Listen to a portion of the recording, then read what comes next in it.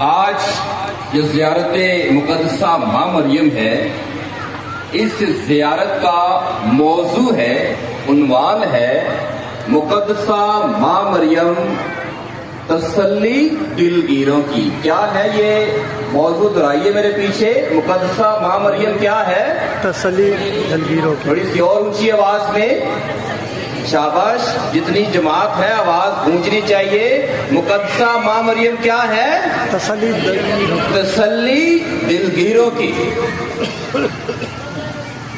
अंग्रेजी जुबान में इसे कहते हैं मदर मेरी, कंफर्टर ऑफ द अफ्लिक्टेड।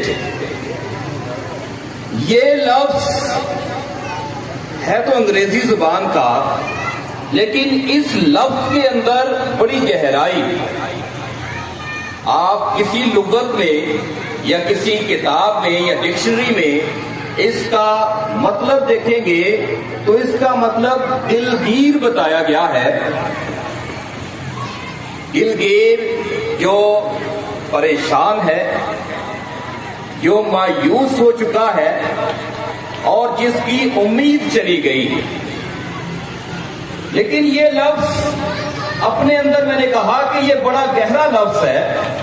इसका और गहरा मतलब भी है दर्दनाक, अलमनाक, अफसोसनाक, और उससे भी बड़ा लफ्ज है कि मुसीबत ज़दा और दुख में मुब्तला।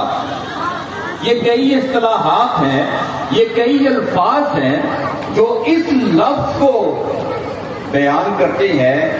तो मुक़द्दसा माँ मरियम की हाथ ऊपर करके